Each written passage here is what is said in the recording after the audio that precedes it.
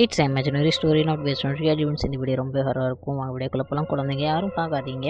ஒரு பொண்ணு ஜங்கிளுக்கு போவா, காட்டுக்கு போகிறவ வந்து விசிட் பண்ணுறதுக்கு போகல, அந்த காட்டுக்கு போகிறதுக்கு இன்ட்ரெஸ்ட் இருக்குங்களா, அவங்களாம் அந்தமாரி போய் பேய்கிட்ட மாட்டிக்கிறான்.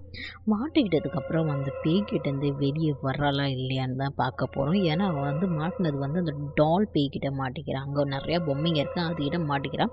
இது இன்ட்ரெஸ்டிங்காக இருக்கும். வாங்க வீடியோக்குள்ளே போகலாம். Welcome to Swarna mystery. ஒரு பொண்ணு வந்து காட்டில் விசிட் பண்ணுறா. அப்படி சும்மா காட்டை சுற்றி பார்த்து ஃபோட்டோலாம் எடுக்க போவாங்களா, அந்தமாரி அவள் காட்டுக்கு போகிறான். அந்த காடே வித்தியாசமாக இருக்குது.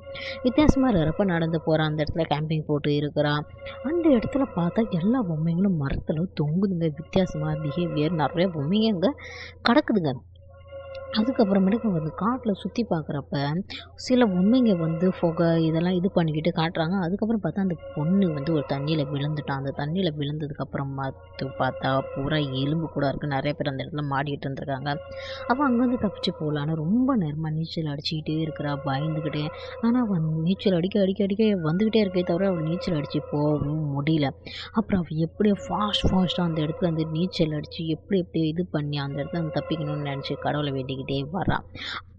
வேண்டிகிட்டே வந்ததுக்கப்புறம் நீச்சல் அடித்து வெளியே வந்துட்டான். அந்த இடத்துல இருந்து அவள் ஓடியும் போகிறா. பின்னாடி அந்த பேய் துரத்திக்கிட்டு வந்துக்கிட்டே இருக்குது.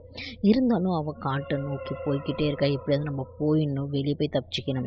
அதுக்கப்புறம் தான் தெரியுது அந்த காட்டில் அதேமாரி நிறையா பேர் அந்த பேய் துரத்தி கொன்று போட்டிருக்குது. நிறைய பேர் அந்த காட்டில் மாடிக்கிட்டு இருந்திருக்கிறாங்க. தான் அதுக்கப்புறம் தெரிய வருது.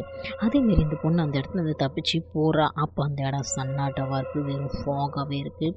அவள் வந்து தப்பிச்சு போகிறாளாட்டுருக்கு. ஏன்னா அந்த இடத்துல வெறும் ஃபாகும் அது இது இருக்குமே தவிர வேறு எதுவுமே இல்லை. அப்புறம் திருப்பி பார்த்தா அந்த இடத்துலேருந்து அவளை பேய் துரத்த ஆரம்பித்தோடனே அவள் அந்த காட்டிலேருந்து திருப்பி அவள் ஓடுறா. காட்டை விட்டு வெளியே போகிற பாடே காணும். அவங்களுக்கு தோணுது 1 நாள் 2 நாள் ஆகிடுச்சு, 3 நாள் ஆகிடுச்சுன்னா. ஆனால் அந்த காட்டையே சுற்றி வந்துட்டுருக்கா. எப்படியோ வெளியே வந்துட்டா. வெளியே வந்தோடனே ஒரு காரை ஸ்டாப் பண்ணி அந்த காரில் ஏறி அவள் தப்பிச்சும் போகிறான்.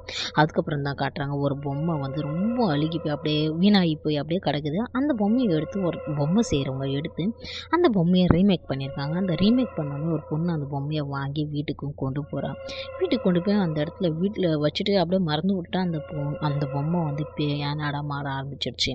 அந்த வீட்டில் அங்கேயும் இங்கேயும் பொல்லாத்த ஆரம்பிச்சிச்சு. எல்லாமே பண்ண ஆரம்பிச்சிச்சு.